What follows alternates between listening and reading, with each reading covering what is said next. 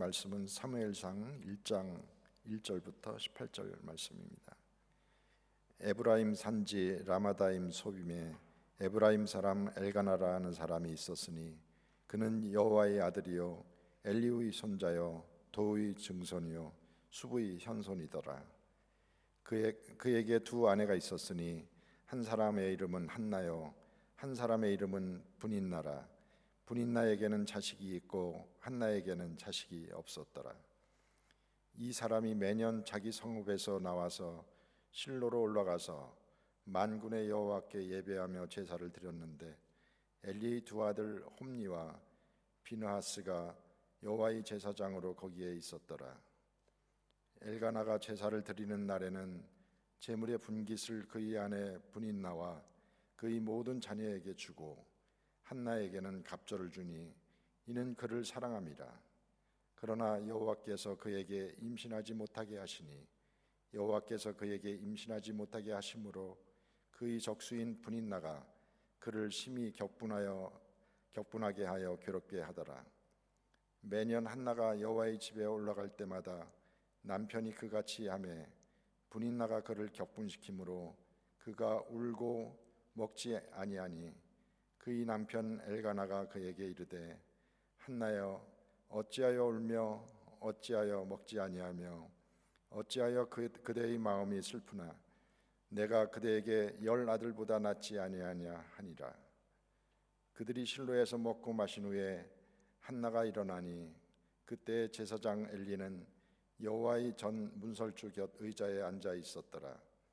한나가 마음이 괴로워서 여호와께 기도하고 통곡하며 서원하여 이르되 만군의 여호와여 만일 주의 여종이 고통을 돌보시고 나를 기억하사 주의 여종을 잊지 아니하시고 주의 여종에게 아들을 주시면 내가 그의 평생에 그를 여호와께 드리고 삭도를 그의 머리에 대지 아니하겠나이다.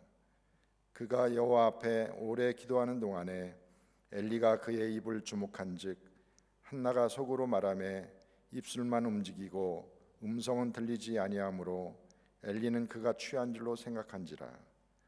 엘리가 그에게 이르되 네가 언제까지 취하여 있겠느냐 포도주를 끊으라 하니 한나가 대답하여 이르되 내 주여 그렇지 아니하나이다. 나는 마음이 슬픈 여자라 포도주나 독주를 마신 것이 아니요 여호와 앞에 내 심정을 통한 것뿐이오니 당신의 여종을 악한 여자로 여기지 마옵소서. 내가 지금까지 말한 것은 나의 원통함과 격분됨이 많기 때문이다 하는지라. 엘리가 대답하여 이르되 평안히 가라.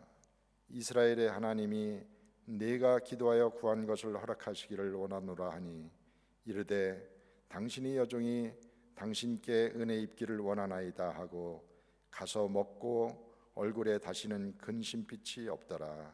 아멘. 지난주에 이어서 이제 한나, 우리 그 영어로는 해나, 뭐 러시아나 스페인, 이탈리아 안나, 안내 이런 식으로 해서 정말 많은 사람들에게 그 이름을 갖게 한, 정말 성경에서 마리아 다음에 이 한나 이름이 많은 세상에서 자기 이름으로 삼지 않았을까 그렇게 생각이 듭니다. 그런데 자식이 없어요. 그래서 그 당시 고대 근동의 풍습으로는 그 주인이 자기 데리고 있는 여종을 남편에게 줘서 자녀를 갖게끔 해서 그 집안을 이어가게끔 하는 게 그 당시 고대 근동의 풍습이었습니다. 그렇게 했어요. 그랬더니 몸종이었던 그 분인나가 자녀를 낳고 나서부터는 주인인 한나를 무시하고 경록해 합니다. 아이도 못 낳는 여성이라고. 그래서 너무 억울해서 하나님께 기도하고, 그리고 나서 하나님께서 그를 통해서 귀한 사무엘이라고 하는 선지자를 주셨다는 오늘 내용입니다. 왜 그러면 하나님께서 한나에게 자식을 주지 않으셨을까? 기도를 안 해서 안 주셨을까? 그건 아니에요. 거기에 보면 여기에 그 힌트가 하나 있습니다. 6절에 보니까 여호와께서 그에게 임신하지 못하게 하심으로 그의 적수인 분인나가 그를 심히 격분하게 하여 괴롭게 하더라. 아이를 못 가진 것은 한나에게 문제가 아니라 하나님이 한나에게 주시지 않은 거였어요. 그리고 아이를 가지게 된 분인나는 오히려 그 주인인 한나를 심히 격분케 했다, 괴롭게 했다 그랬습니다.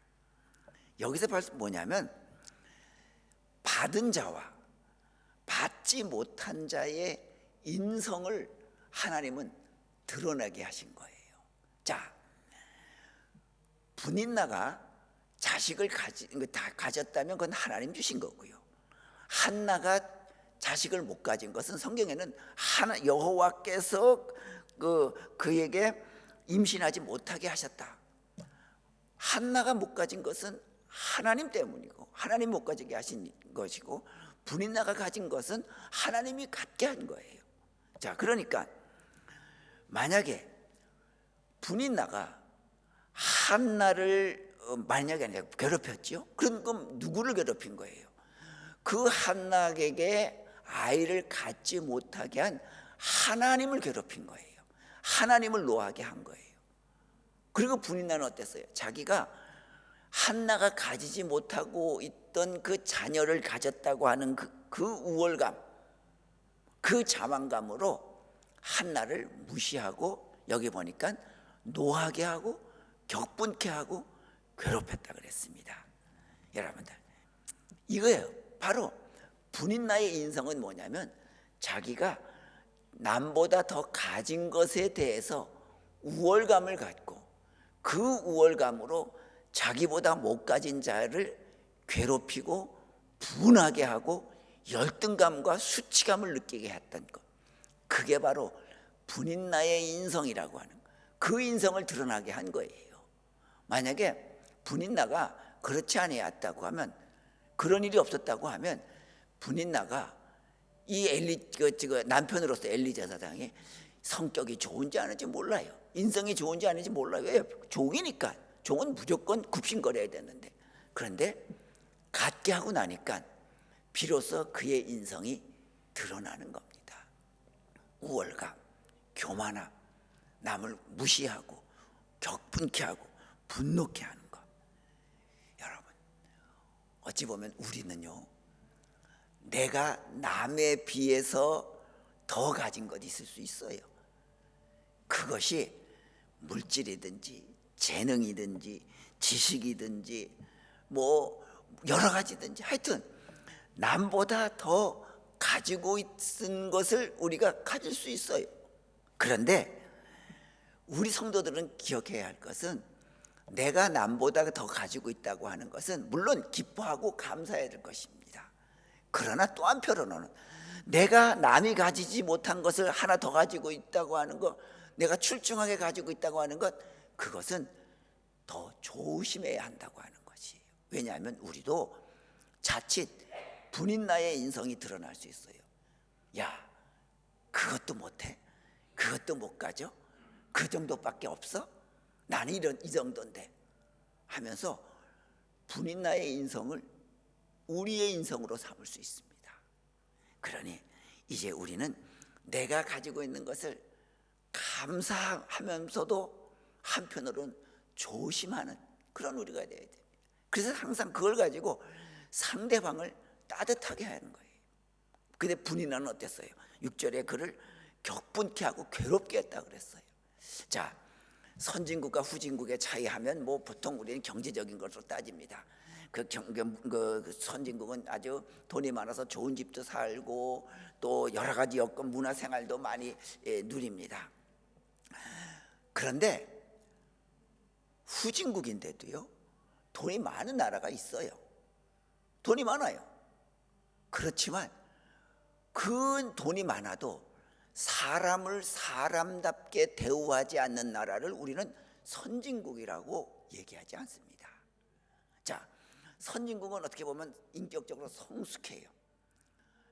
돈만 많은, 물질만 풍요로운 게 아니라 사람을 뭐 가진 것 외모로나 또 물질로나 뭐 배운 거로나 이런 걸로 차별하지는 않아요.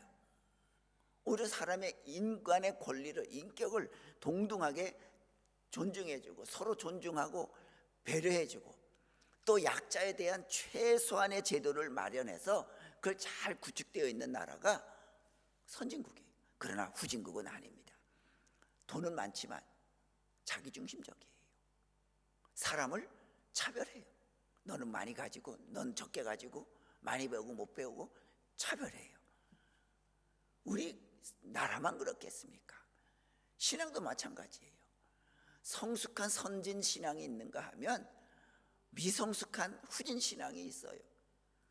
선진 신앙은 나도 신앙 성숙을 애쓰지만 나와 함께 신앙생활을 하고 있는 사람들도 같이 신앙이 성숙해지도록 그들을 도와주고 배려해주고 격려해주고 해서 나와 너가 같이 신앙이 자라도록 해주는 거예요. 그런데 미성숙한 후진국처럼 후진 믿음은 어때요? 굉장히 자기 위치에만 관심이 있어요. 나는 교회 안에서 어떤 위치가 돼야 되고 어떤 존재감을 가져야 되고 자기만 관심 가지고 있는 거예요. 영적 성숙, 거기에 대한 욕심은 없어요. 내가 어떻게 되면 더 성숙해질 수 있을까? 그 노력은 안 해요. 우리 교회에서는 뭐 그런 일 없지만 한국에 가보면요, 뭐 장로 선거한다, 권사 선거한다 그러면요, 아주 뭐라 그럴까, 아주 예민해져요. 그때부터는 한 몇 달 동안은 예민해져요. 어떻게 해서든지 내가 좀 더 표를 더 많이 얻기 위해서 세상의 선거와 다를 바가 하나도 없어요.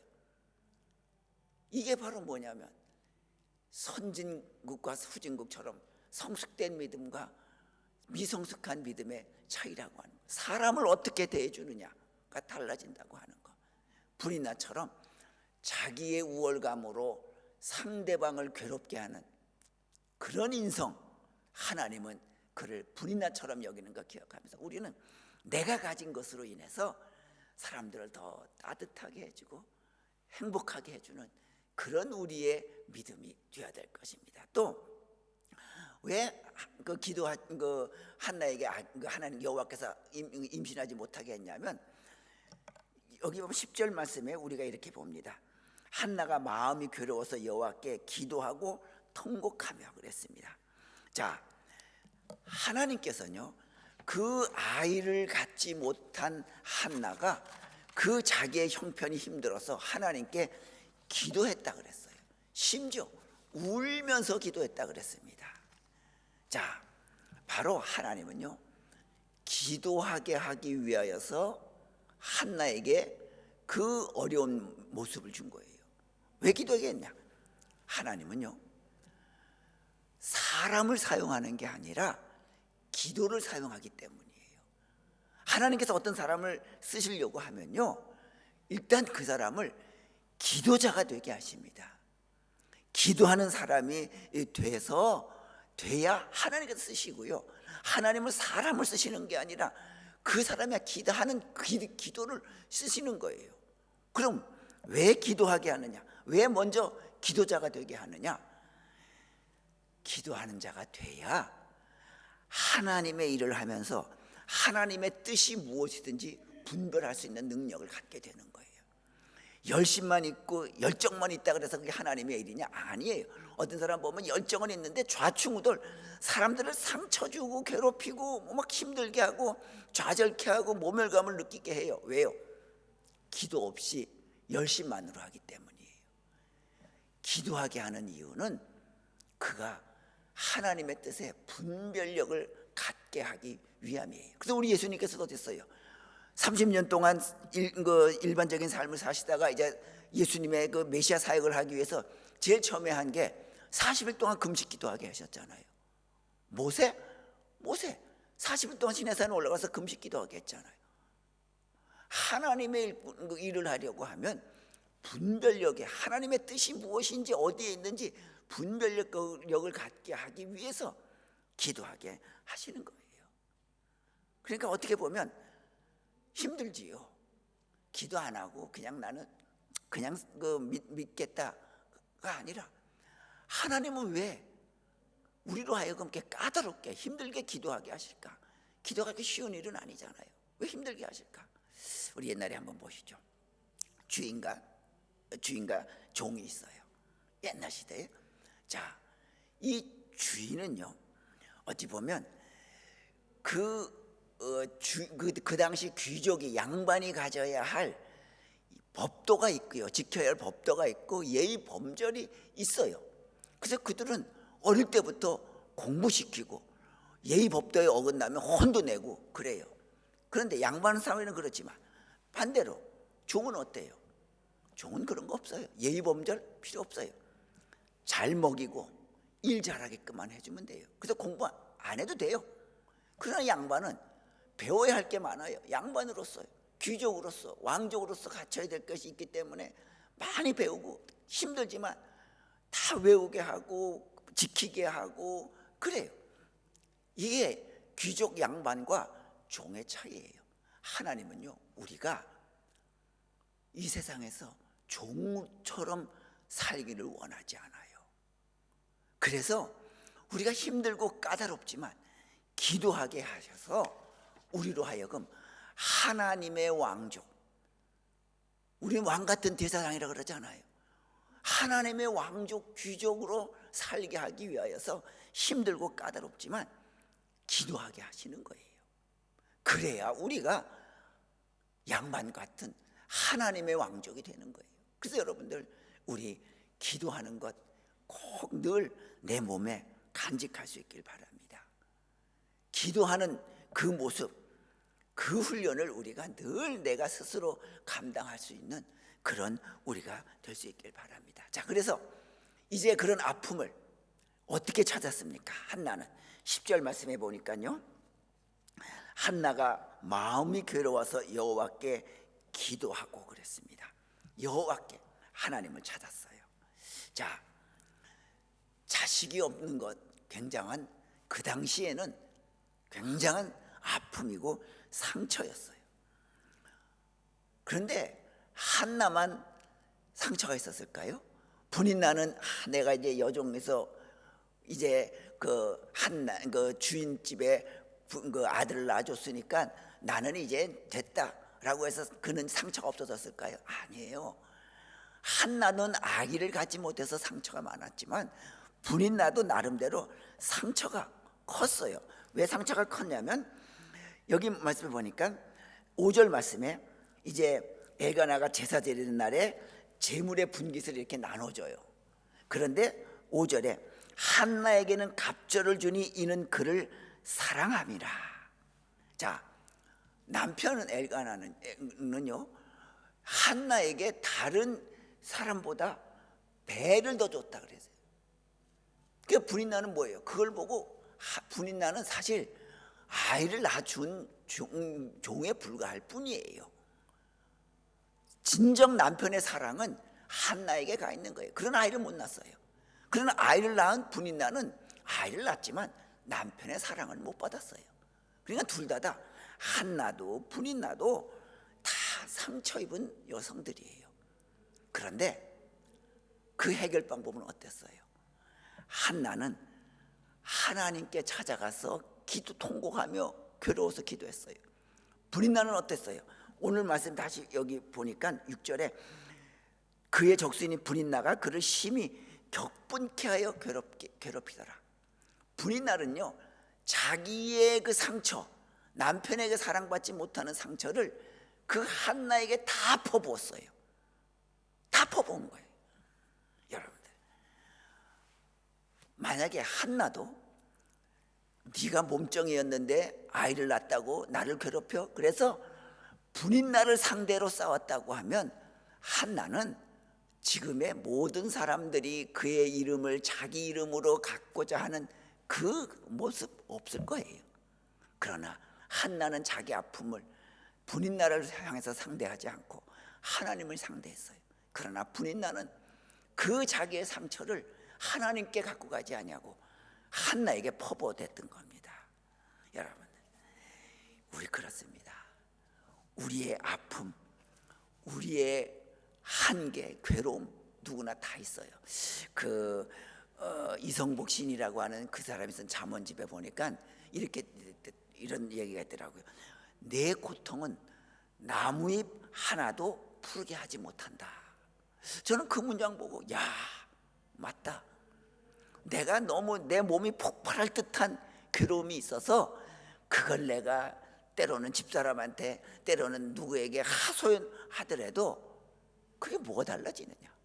그러니까 내 고통은 나무잎 하나 푸르게 하지 못하고, 내가 아무리 폭발할 듯한 고통을 가져도 여전히 나무 색깔들은 꽃들은요 자기 색깔을 다 그대로 띠고 있고요, 내가 아무리 폭발할 듯한 괴로움을 가져도 길거리의 차들은 행복하게 잘 굴러다녀요. 아무것도 이거 변화시키는 게 없어요. 자, 이렇게 그래, 내 고통은 결국은 내가 어떤 것도 변화시킬 수 없구나, 이게 나의 한계구나. 그 한계를 깨달을 때 어디로 가요? 비로소 하나님께 가는 거예요. 하나님께 가려는 거예요. 여러분, 성숙한 신앙은요 바로 하나님께 내 신앙을, 어려움을 맡기는 겁니다.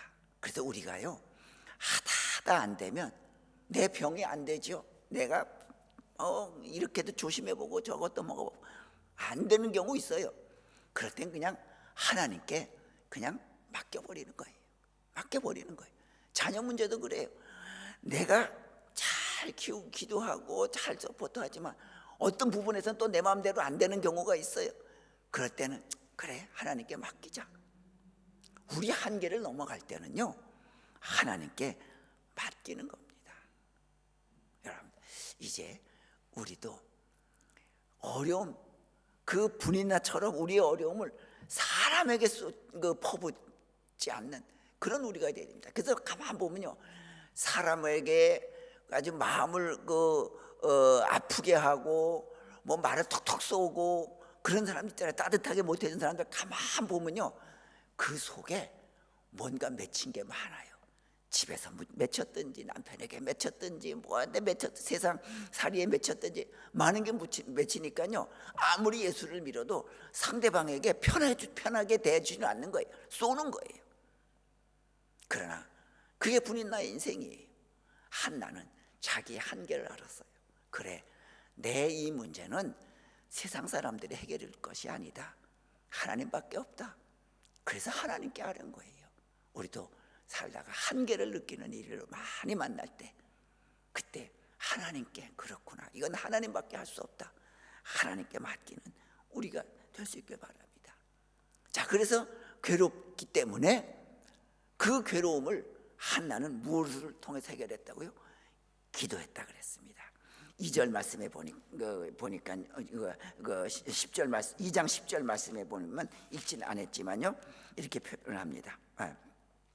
오늘 말씀에 10절 말씀에 보면 한나가 마음이 괴로워서 여호와께 기도하고, 마음이 괴로워서 기도했어요. 여러분들, 괴로워서 기도했더니 하나님께서 들어주셨잖아요. 괴로움 속에는요 거기에는 반드시 놀라운 감동이 있고 은혜가 있고 축복이 있어요. 한번 사진 한번 좀 보여주시겠습니까? 우리가 한번 말씀드린 것 같은데, 그 김제에 가면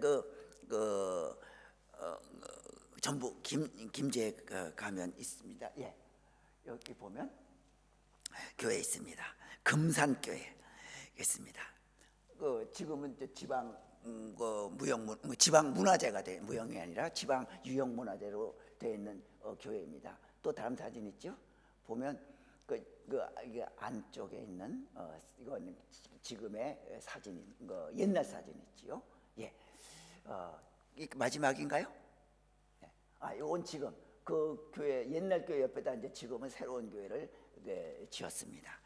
이 교회가 왜 유명하냐면 우리 교회사에서요, 경상도 사람인 이자익이라는 사람이 김제에 갔어요.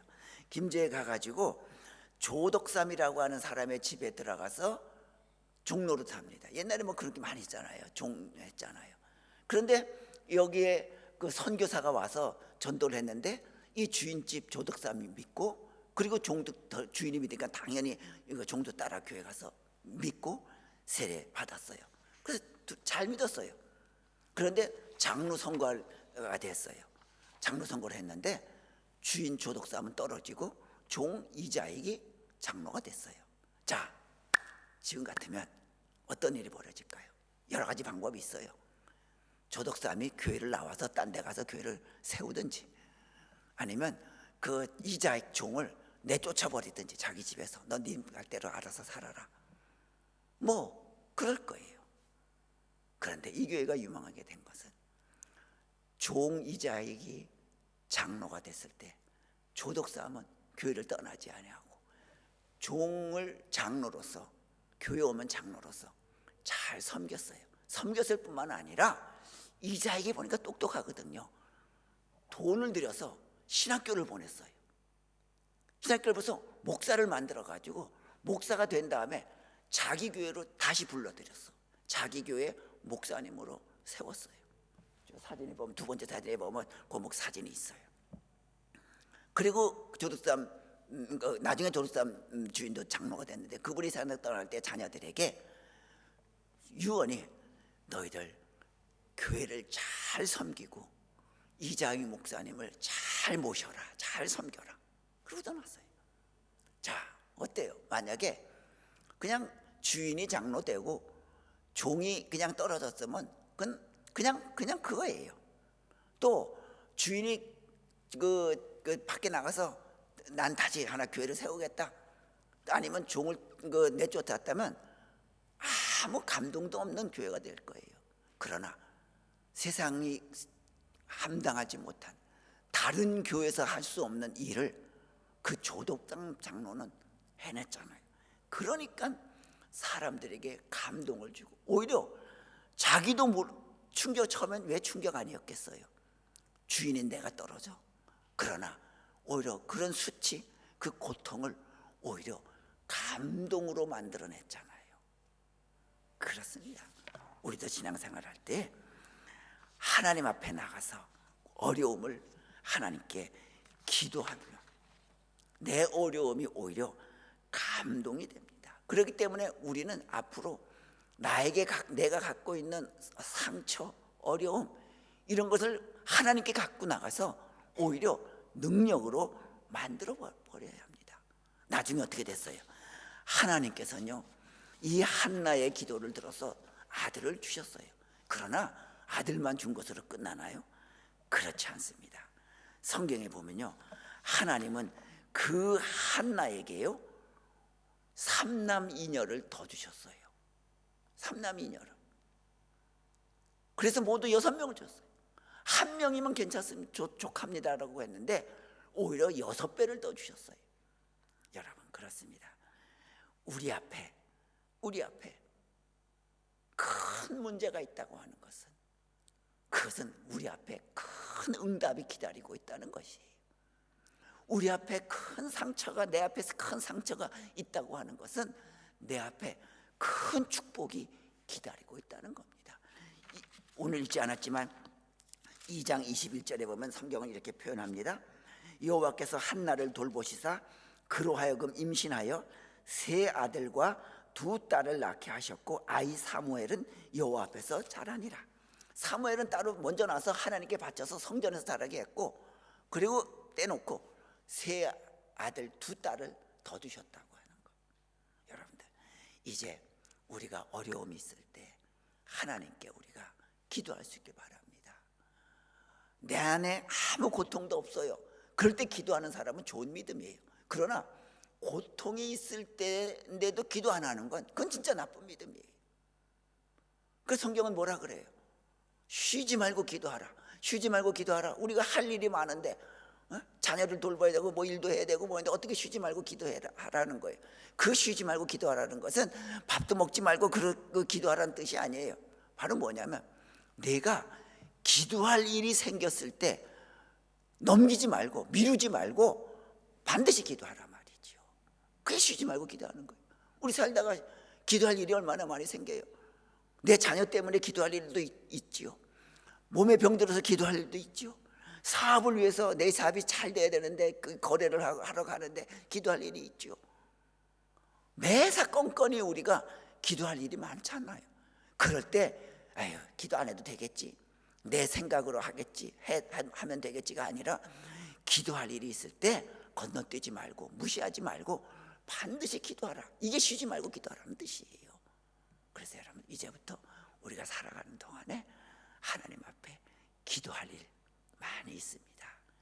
기도할 수 있는 우리가 되어서 우리도 한나처럼 내가 기도한 것보다 기도하는 자에게 더 부어주신 아들만 하나만 낳아주십시오라고 했는데 사실 뭐 아들을 낳기를 아들이라고는 얘기는 안 했지만 자식을 낳게 해달라 그러는 거 보면 그 당시에는 이제 아들이 집을 이어가야 되니까 했겠죠. 근데 하나님은 거기다가 그 말고 삼남이녀를 더 주신 하나님은 우리의 기도 뒤에 더 큰 응답으로 준비해주고 하고 계시다고 하는 그 믿음 가지고 기도하는 우리 갈보리 십자가 성도님들 다 되시기를 주님의 이름으로 축원합니다. 기도합니다. 걸어가신 여호와 아버지 하나님, 저희들 하나님 앞에 한계를 많이 가진 부족한 모습입니다.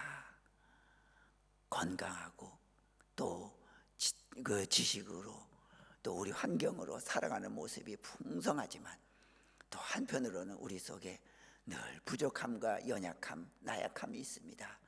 하나님, 우리의 연약함을 주님께 맡깁니다. 한나처럼 하나님께 아뢰오니 부어주시고 한나처럼 삼남이녀의 복을 도와주신 것처럼 우리에게도 우리가 바라는 것 이상으로 우리 위에 하나님의 놀라운 축복을 더하여 주시옵소서. 그래서 우리의 삶이 어려움 속에서도 하나님을 찾는 신앙이 되어서 오히려 어려움이 더 하나님의 축복을 우리가 받게 되는 놀라운 통로가 되도록 인도하여 주시옵소서. 예수님의 이름으로 기도드리옵나이다. 아멘.